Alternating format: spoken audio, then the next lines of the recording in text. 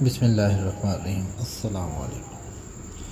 خربوزے کے بیج غذائیت سے بھرپور غذا جس میں صحت کے لیے بہت سے فوائد موجود ہیں۔ یہ بیج پروٹین، فائبر، صحت مند چکنائی، وائٹامنس اور معدنیات کا ایک بہت اچھا ذریعہ ہے۔ اس میں دل کی صحت میں بہتری، کینسر کے خطرے کو کم کرنا اور جلد کی صحت میں بہتری شامل ہے۔ ماہرین کے مطابق خربوزے کے بیج آپ کے دل، جلد، ہڈیوں، ہاضمے اور مجموعی صحت کے لیے اچھے ہوتے ہیں۔ آپ خربوزے کے بیجوں کو کچا، بھنا یا پکا کر کھا سکتے ہیں۔ خربوزے کے بیج آپ کی یادداشت کو بہتر بناتے ہیں، دماغ کی تندرستی میں مدد دیتے ہیں۔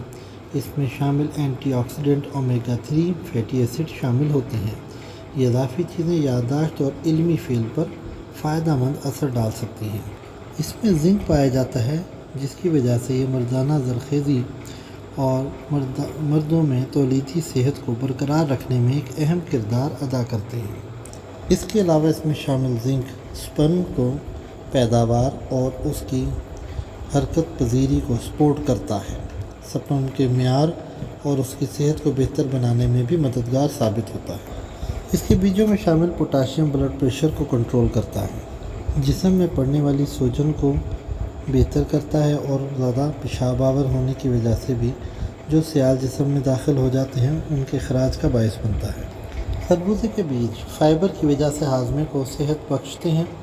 غذائی ریشہ روزمرہ کے آنتوں کے افعال کو برقرار رکھنے، قبض کو روکنے اور ہاضمہ کے مجموعی کام کو آسانی سے سر انجام دینے میں مدد کرتا ہے۔ جو لوگ اپنا وزن کنٹرول کرنا چاہتے ہیں وہ اپنی ڈائٹ پلان کے اندر خربوزے کے بیجوں کو لازمی شامل کریں۔ خربوزے کے بیجوں کا لاطینی نام کیوکمس میلولین، عربی میں بذر البطیخ، فارسی میں تخم خرپزہ، سندھی میں گدرے جو بیج، انگریزی میں میلن سیڈز۔ رنگ سفید، ذائقہ پھیکا، خوش ذائقہ، مزاج گرم، درجہ اول، تر درجہ دوم، 5 گرام سے 7 گرام تک اس کی خوراک ہے۔